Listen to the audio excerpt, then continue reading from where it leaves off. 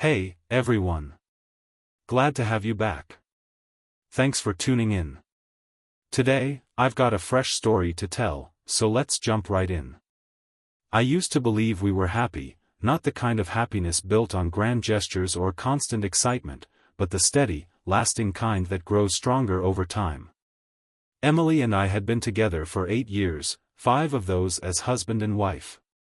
She was everything to me, smart, beautiful, the kind of woman who could light up a room. And for the longest time, I thought she felt the same way about me.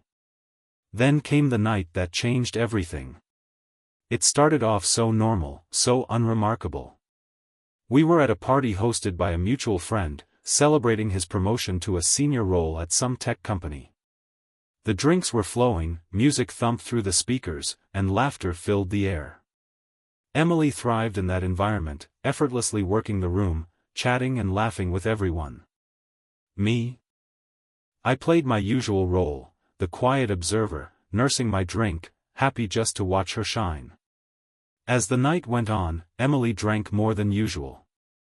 I'd seen her a little tipsy before, but this was different.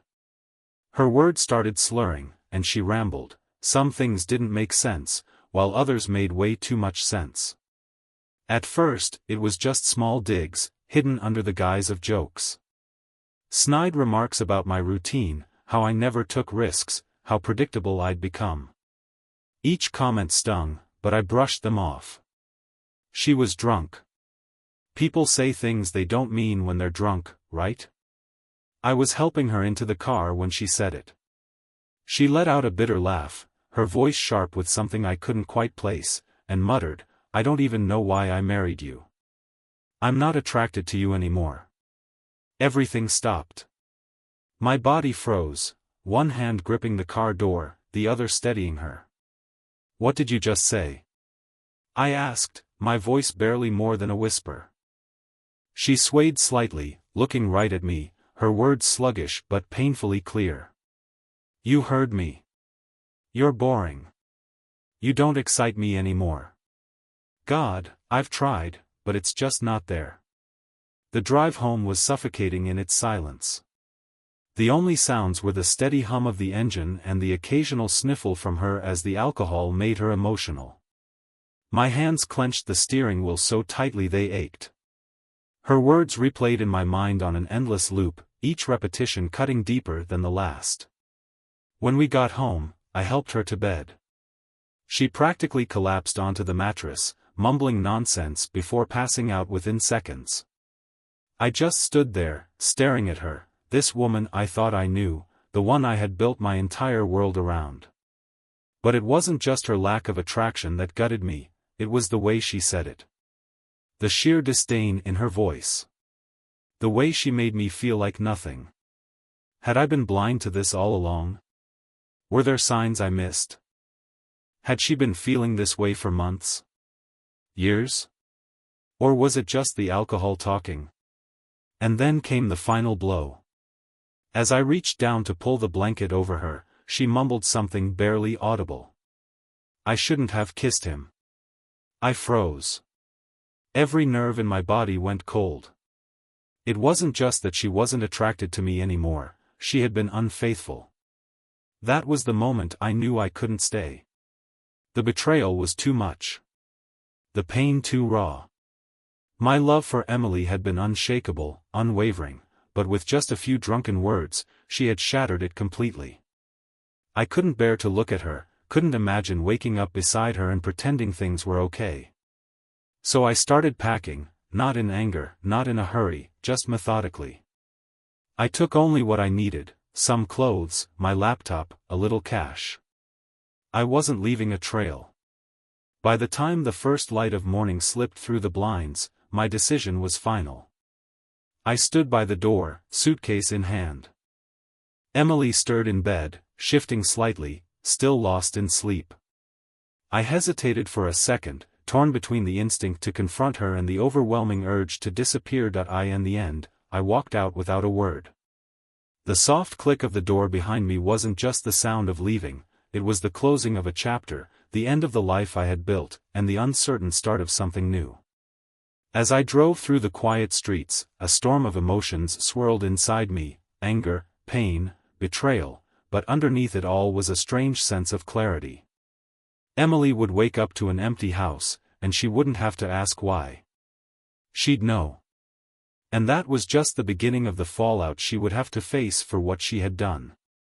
Leaving the home we had shared for years was both freeing and terrifying. The flickering streetlights cast shadows over the suburban roads as I gripped the steering wheel so tightly my knuckles turned white. I had no destination, just a single purpose: to put as much distance between me and Emily as possible. I wasn't going to give her the closure of a conversation, the opportunity to beg for forgiveness. She had made her choice. Now, she would have to live with it. The first stop was a rundown motel off the interstate. The room was exactly what I needed: cheap, forgettable, the kind of place people passed through without a second thought. Peeling wallpaper curled at the edges, the air smelled faintly of mildew, and the mattress sagged in the middle. But I wasn't looking for comfort. I just needed a place to think. I sat on the edge of the bed, staring at the stained carpet, my mind racing. What now? How could I make sure she wouldn't be able to track me down? I pulled out my laptop, connecting to the motel's painfully slow Wi-Fi, and got to work erasing the life I had built with Emily. The first thing to go was our shared bank accounts. I transferred my portion of the savings into a separate account I had opened months earlier, back when I had entertained the idea of starting my own business. At the time, it was just a precaution, one Emily had scoffed at. "Why do you always plan for disasters that'll never happen?" she had asked, rolling her eyes. Turns out, I had been preparing for this moment all along without even realizing it. Next, I sent a resignation email to my boss. I kept it short, professional, just a simple explanation that personal matters required my immediate departure. That job had been more than just a paycheck, it had been part of my identity. But I couldn't risk Emily using it as a way to find me. By the time the sun crept over the horizon, I had wiped away nearly every trace of my existence from our shared life. The house, still in both our names, would be hers to deal with. The credit cards, the bills, the streaming services, we had built those things together, but she could keep them all. The only thing I left behind was a letter. It wasn't for her. It was for me. Writing it down made everything feel real, gave me a sense of finality. It allowed me to say my piece without giving her the chance to twist my words or make excuses. It wasn't long. Just a few sentences scrawled onto a sheet of notebook paper. "Emily. I heard what you said. I can't unhear it. You took something from me that I can't get back, not just my trust, but the belief that we were in this together. I'm leaving, and I'm not coming back. Don't try to find me." I folded the note carefully, setting it on the kitchen counter where I knew she'd find it. Then, without a second glance, I stepped outside and locked the door behind me for the last time. The next few days blurred together in a haze of movement. I crossed state lines, stopping only for gas and cheap, tasteless food. At some point, I ditched my old phone, swapping it for a prepaid burner, just something basic, no unnecessary features, nothing that could be traced. I found another motel, slightly better than the first, and started figuring out my next move. Eventually, I settled in a mid-sized city a few hours away, large enough to disappear into, but not so big that it felt overwhelming.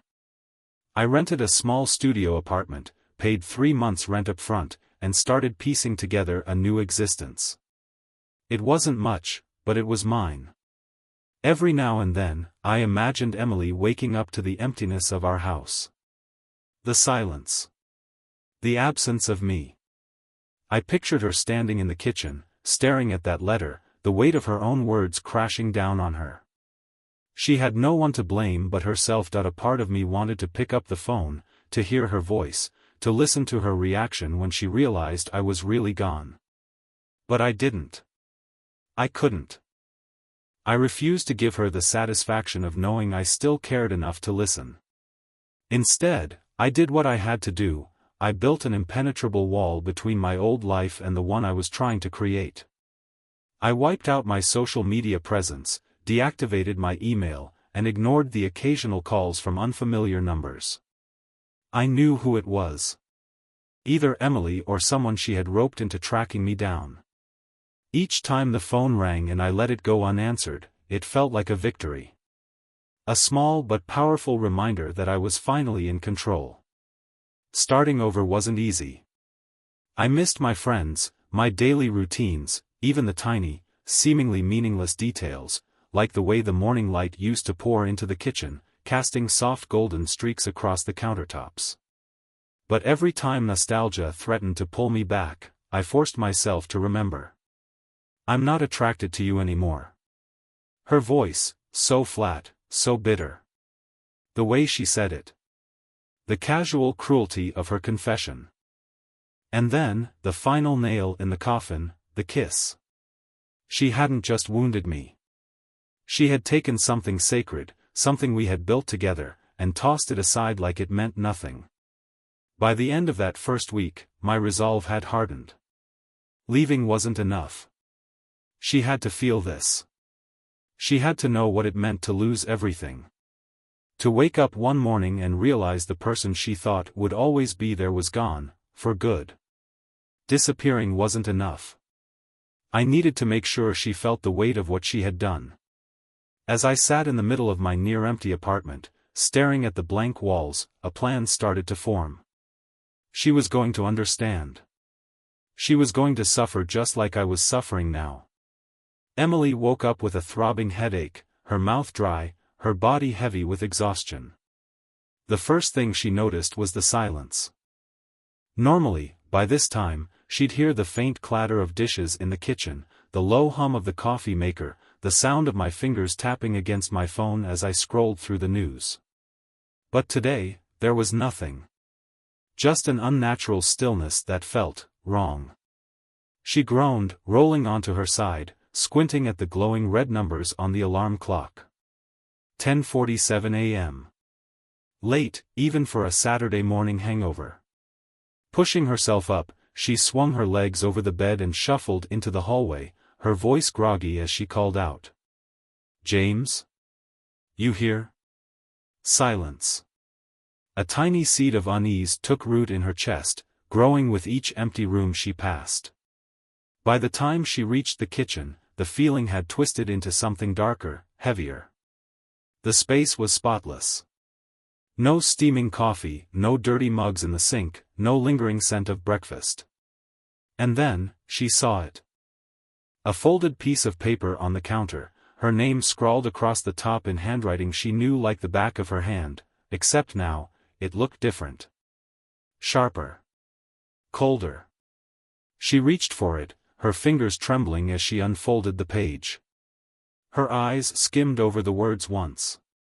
Then again. And again.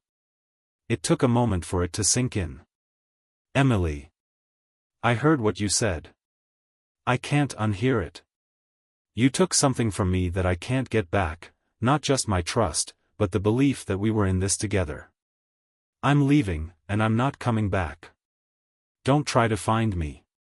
Her knees gave out, and she collapsed into the nearest chair, gripping the letter as if letting go would make it disappear. Then, the memories came flooding back in broken, fragmented pieces. The party. The drinks. The things she had said. God, what did I say? Not all of it was clear, but enough of it was. She remembered laughing. Mocking him. Throwing careless words into the air, words that cut deeper than she realized in the moment. Had she meant them? She didn't know. Maybe. Maybe not. And then, the kiss. A fleeting, reckless mistake with a coworker she barely even knew. Her stomach twisted as shame and panic crashed over her. Grabbing her phone with shaking hands, she dialed my number. Straight to voicemail. She tried again. Nothing. Her fingers flew over the screen as she typed out a flurry of messages. James, please call me. Where are you? I'm so sorry. Each message went unanswered. And for the first time, she realized, really realized, what she had done. Please come home. Each desperate message went unanswered. Emily kept trying, sending text after text, her fingers trembling with urgency. But as the minutes dragged into hours with no response, the reality started to sink in. By the time she finally gave up, tears were streaming down her face. The next few days were nothing short of a nightmare for her. At first, she clung to the idea that I just needed space, that I was cooling off and would eventually come back once I'd had time to think. But as the hours stretched into days, that hopeful denial began to crumble. I wasn't coming back. Panic set in. She called everyone she could think of, our friends, my co-workers, even my parents. Every conversation ended the same way, no answers, no leads, just more dead ends. If anyone knew where I was, they weren't telling her. In desperation, she went to the police, but that was another lost cause. He's an adult, the officer had said, his voice flat, indifferent. It doesn't sound like he's missing. It sounds like he doesn't want to be found. Emily refused to accept that. She tore through our shared accounts, looking for anything that might point her to where I'd gone. But I had been thorough. The bank accounts? Drained. The credit cards? Cancelled. My email? Deactivated. I had erased every trace of myself from her world. It was as if I had disappeared into thin air. And that's when things really started to unravel. Without me there to keep things running, the weight of everyday life hit Emily like a freight train. She had never realized just how much of the household stability rested on my shoulders, until it was gone. The mortgage, the utilities, the groceries, I had handled it all quietly, without complaint. Now, faced with the crushing reality of managing everything alone, she was drowning. Her once lively social life, full of weekend brunches and late-night drinks, began to shrink. The party gossip had spread further than she'd expected. People whispered about what had happened, about what she had done. Co-workers who used to laugh at her jokes now avoided her in the break room. Their smiles were forced, their conversations brief. At work, she tried to push through, pretending everything was fine. But stress and guilt had a way of bleeding through the cracks. Missed deadlines. Frustrated outbursts. Hours wasted staring blankly at her screen, unable to focus. It didn't take long for her boss to notice. One afternoon, he called her into his office, his tone neutral but firm. Is everything okay? Emily, you haven't been yourself lately. She forced a smile. I'm fine. Just dealing with some personal stuff. He nodded, but his expression didn't change. Well, if you need time off, let us know. The message was clear, she was slipping, and if she wasn't careful, she wouldn't just lose me. She'd lose everything. At night, the house felt impossibly empty. She wandered through the rooms, looking for some trace of me, something I had forgotten, something that would make me feel real again. A worn-out t-shirt. A notebook left on a shelf. But I had taken everything that mattered. All that remained were memories. And the more she tried to drown them out, the louder they became. The drinking started slowly. A glass of wine to take the edge off. Then another. And another. But alcohol wasn't the escape she had hoped for, it only sharpened the regret, amplified the questions. Why didn't I stop myself? Why did I throw away the one person who truly loved me? The weight of it all was suffocating. She wanted to fix it, to make things right. But how do you fix something when the person you betrayed has vanished? Emily had always thought of me as steady, dependable, someone who would never leave, no matter how hard she pushed. She had never once considered what might happen if she pushed too far. Now, she knew. As the days turned into weeks, one thought consumed her. She had lost me. And she had no one to blame but herself. For me, starting over wasn't easy, but at least it gave me a sense of purpose. My days were simple. Wake up, go for a run, explore my new city. I found a part-time job at a local hardware store, low stress, just enough to keep me busy and pay the bills. It wasn't much, but for the first time in a long time, I was living for myself. And that was enough. For the first time in years, I was living for myself, no obligations, no compromises, just me. But no matter how far I ran, no matter how much distance I put between us, Emily's betrayal followed me like a shadow. Her words still echoed in my mind, sharp and unforgiving. The way she had said them, the casual cruelty laced in her tone, haunted me. She hadn't just hurt me, she had tossed aside everything we had built together as if it was nothing. Every time I thought about it, anger simmered beneath the surface, threatening to consume me. Disappearing wasn't enough. I didn't just want to be gone from her life, I wanted her to feel the weight of what she had done. I wanted her to know what it felt like to be discarded, broken, and utterly alone. So, I started gathering information. I knew Emily well enough to predict her moves. She wasn't the type to just let go. I was sure she would try to find me, to reach out, to pull me back into her orbit.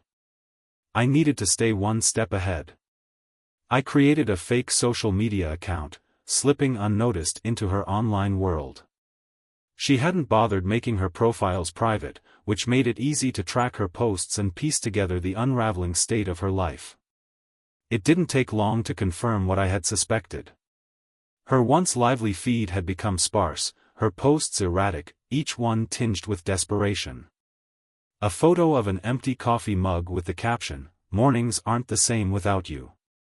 A late-night selfie, her eyes swollen from crying, a drink in her hand, accompanied by a vague, sorrowful message. She was falling apart. And this was just the beginning. I decided to make things a little harder for her. I knew where she worked, so I set up an anonymous email account and carefully crafted a message to her boss. Nothing too obvious, just a subtle hint about her affair, about the drunken spectacle she had made of herself at the party. Just enough to plant doubt. It worked. A few weeks later, I saw another post from her. "Work stress is at an all-time high. Feeling like I can't catch a break." I smiled grimly, imagining the whispered conversations in the office, the lingering glances, the way her colleagues started treating her differently. But I didn't stop there. I remembered the coworker she had kissed that night, the one who had been just a little too comfortable with her. It didn't take much effort to find him online. A few clicks, a quick message to his wife. Yes, he was married. I didn't need to mention Emily's name directly. I knew the fallout would find its way to her. And sure enough, it did. Her social media became even more strained. Her smiles and pictures looked forced. A group photo with her coworkers at happy hour was captioned, "Trying to stay positive." But I could see the tension in her face, the way her carefully curated life was crumbling around her. Despite the satisfaction I felt watching her struggle, a nagging doubt started creeping in. Was I taking this too far? Was this really justice, or just pettiness disguised as revenge? But then, I'd remember the way she had looked at me that night. The sharp edge in her voice. The way she had so effortlessly betrayed me. And my resolve would harden. She had taken everything from me. She deserved to feel the same emptiness I had felt.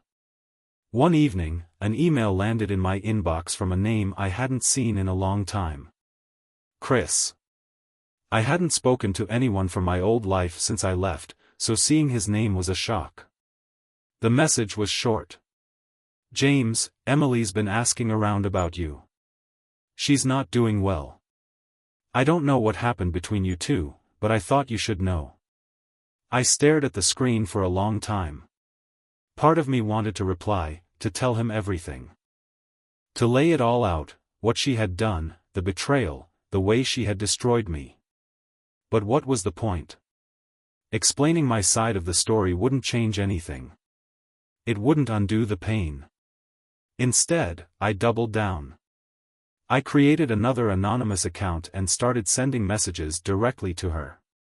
Short, cutting reminders of what she had done. Do you regret it? A day later, another. You don't deserve forgiveness. She started posting less frequently. The once polished image of her life, the carefully crafted persona she had always maintained, was cracking. When she did post, the sadness in her eyes was unmistakable. Her world was unraveling. And I was the one pulling the threads. She was spiraling, and I knew I was the reason why.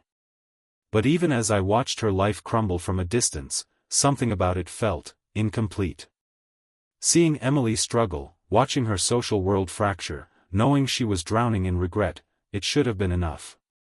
But it wasn't. I wanted her to know. I wanted her to understand that I wasn't just some ghost from her past, silently fading away. I was the one behind the unraveling. I was the reason her world was falling apart, and I needed her to face the full weight of her actions. But that meant breaking my silence. Confronting her. And I wasn't sure I was ready for that. I sat in my tiny apartment, surrounded by the bare-bones remnants of my new life, and realized there was only one way to truly close this chapter. Emily had to see me. She had to know what she had done. She had to look me in the eyes and feel it. The time for hiding was over. Weeks turned into months, and even after everything I had done to dismantle her life, the revenge that had once seemed so satisfying now felt hollow. I wanted more than to see her suffer. I wanted her to understand, not just through the consequences of her actions, but by confronting what she had destroyed. She needed to hear my voice again. Not for closure. Not for forgiveness. For reckoning. One evening, I sat down and wrote her an email. I kept it short, just enough to make it clear that I was still out there, still watching, still holding her accountable. Emily. I see you've been trying to find me. Stop. I'm not coming back. I've moved on, and I don't owe you anything. But I want you to know this, every tear you've cried, every piece of your life that's fallen apart. That's just a fraction of what you deserve. You betrayed me, and now you're paying the price. You don't get to ask for forgiveness. You made your choice. I made mine. Goodbye forever. I hovered over the send button, my finger lingering in hesitation. Would this only reignite the pain, for both of us? A part of me questioned if I really wanted to do this. But the anger won out. I clicked the button. The message was gone. The response came quicker than I expected. Less than an hour later, my burner phone buzzed with a notification. A reply. James, please just talk to me. I'll do anything. I don't know what's worse, what I did to you or what I've done to myself because of it. I've lost everything, and I know I deserve it. But I need to say I'm sorry. Please. Let me say it. Her words landed like a slow tremor, a shift in the foundation beneath me. I could feel the desperation in them, the raw regret. But it didn't soften me. If anything, it fueled me. Instead of responding, I decided to push her further. I created another anonymous message, pretending to be someone else, just another nameless voice whispering about her past. Emily. Word gets around. Did you really think no one would find out? People know what you did. You can't hide from it forever. The message was just vague enough to leave her guessing, but pointed enough to plant the seeds of paranoia. I imagined her reading it, heart hammering, scanning her surroundings, wondering who knew. Did they know about the affair? Did they know about the drunken confession? Would they tell others? I pictured her sitting alone, drowning in uncertainty, and I smiled. Days later, another email arrived. This one was longer. More frantic. James, if you're reading this, I need you to know how sorry I am. I don't expect you to forgive me, and I wouldn't blame you if you hated me forever. I hate myself for what I did. You were the best thing that ever happened to me, and I threw it all away. I don't know if you'll ever see this, or if it even matters, but I loved you. I still love you. Losing you has been the hardest thing I've ever gone through, and I don't know how to fix the damage I've caused. Please, if there's any part of you that still cares, just let me say this to your face. I need to see you. To know if there's even a shred of hope left for us. Her words hit harder than I had expected. Let me know if this version works for you. I'm ready for the next part whenever you are. The anger I had carried for months suddenly felt like a weight too heavy to bear. Was this really what I had wanted all along? Had I only wanted Emily to feel as broken, desperate, and alone as I had? Or had I wanted something deeper, for her to truly understand what she had destroyed? I needed her to face it. Not for closure, not for reconciliation, but for the reckoning she deserved. So, using the same burner email, I sent her a message. If you want to say something, meet me here tomorrow at 3 p.m. You have 5 minutes. I included the address of a quiet coffee shop, far from the places we used to go, far from the remnants of our old life. Then I waited. The next day, I arrived early. The cafe was mostly empty, just a handful of people scattered around, sipping coffee, staring at screens, lost in their own worlds. I picked a table in the corner, where I had a clear view of the entrance. And I waited. Emily walked in right on time. She looked different. Paler. Drawn. Her eyes darted around the room nervously until they landed on me. In an instant, her expression crumbled into something between relief and heartbreak. "James," she breathed, stepping hesitantly toward the table. She slid into the seat across from me, wringing her hands. I said nothing, letting the silence stretch between us, heavy and unyielding. She swallowed hard, her fingers twisting together. "I don't even know where to start," she stammered. "I'm so sorry, for everything. For the things I said, for what I did. You didn't deserve any of it." I leaned back, crossing my arms. My voice was calm, detached. "You're right. I didn't." She flinched, her lower lip trembling as tears welled in her eyes. "I was stupid. Selfish. I don't know what I was thinking. I thought I wanted more, something different. But I was wrong. I lost the best thing I ever had, and I can't fix it." Her words hung in the air between us, thick with regret. For a brief moment, a flicker of pity surfaced inside me. But it wasn't enough.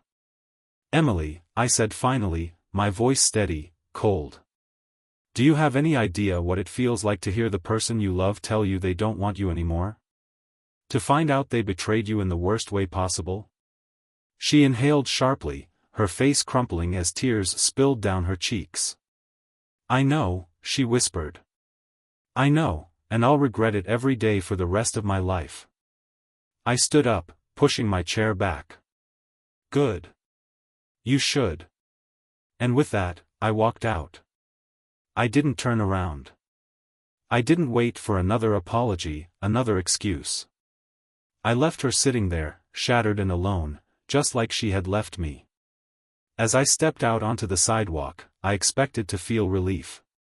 I had imagined this moment so many times, the confrontation, the reckoning, the weight of my words landing like a hammer. But as I turned the corner, leaving Emily behind for good, a strange hollowness settled inside me. For months, I had lived for this. I had built my world around the idea that revenge would set me free. But now that it had come and gone, I realized something unsettling. I wasn't free. Not yet. Over the next few days, I tried to make sense of it all. The anger had been my fuel for so long that letting go of it felt impossible. I threw myself into work, took longer runs, spent hours alone in my apartment. But no matter how much I tried to distract myself, I couldn't shake the echo of her voice. I'll regret it every day for the rest of my life. Regret. It wasn't just hers to carry. It was mine too. One sleepless night, I pulled out an old notebook I had picked up at a thrift store and started writing. I poured everything onto the pages, the betrayal, the heartbreak, the rage, the emptiness that followed. Every dark thought, every unanswered question, every wound I had been nursing. And as the words filled the paper, I felt something shift inside me. Like I was letting go. Not forgiving. Not forgetting. But releasing, little by little, the poison I had been carrying. When I finally set the pen down, I stared at the pages for a long time. I still didn't know if I was looking for forgiveness or just a way forward. But I knew one thing. I couldn't live like this forever. I didn't know if I was searching for forgiveness or simply a way to move forward. But I knew one thing, I couldn't live like this anymore. My life couldn't revolve around Emily or what she had done to me. That part of my story was over. It had to be about me now, my healing, my future, my happiness. Emily, meanwhile, was facing her own reckoning. I didn't need to be in her life to know she was struggling. Word had trickled back to me through mutual acquaintances. She had taken a leave of absence from work, barely left her house, and whatever perfect image she had once curated was now a distant memory. A small part of me considered reaching out, telling her that I understood her pain, that I hoped she would find her way. But I knew better. That door was closed, and reopening it would only lead to more complications. As the weeks stretched into months, I started rebuilding my life, not as the man I had been before Emily, but as someone new, someone who had walked through fire and come out stronger. I signed up for evening woodworking classes, something I had always wanted to do but never made time for. I joined a local hiking group, meeting new people who knew nothing about my past. Slowly, piece by piece, I started putting myself back together. One evening, while hiking through a mountain trail, I stopped to take in the view. The sun was sinking low, spilling deep oranges and soft purples across the sky. A gentle breeze rolled through the valley, carrying with it the scent of pine and earth. And for the first time in what felt like forever, I felt at peace. Emily's betrayal was still a scar, but it no longer defined me. I had survived. And I was stronger for it. As for Emily, I could only guess where life had taken her. Maybe she was still trying to pick up the broken pieces, trying to make sense of the wreckage she had created.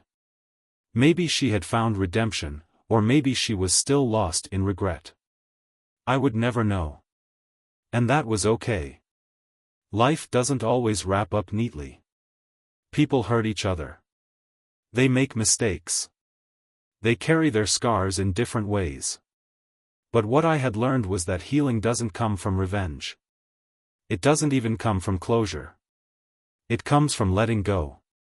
On a quiet spring morning, I gathered the journal where I had spilled all my pain, all my rage, all my regrets. I struck a match. I watched as the flames licked the edges of the pages, turning them to ash, the smoke curling into the sky like a final goodbye. And when the last ember flickered out, I felt lighter than I had in years. I wasn't the same man who had walked away from Emily that night. And for that, I was grateful. I had found a new version of myself, stronger, wiser, unshackled from the past. As I turned and walked away from the ashes, I carried one thought with me, one truth I would hold onto for the rest of my life. You can't control what others do to you, but you can control how you respond. And with that, I moved forward, leaving both the pain and the revenge behind. Thank you for watching until the end. If you enjoyed this story, make sure to hit the like button. It only takes a second, but it means the world to us. Don't forget to subscribe so you won't miss our upcoming videos, and hit the notification bell to be among the first to see them.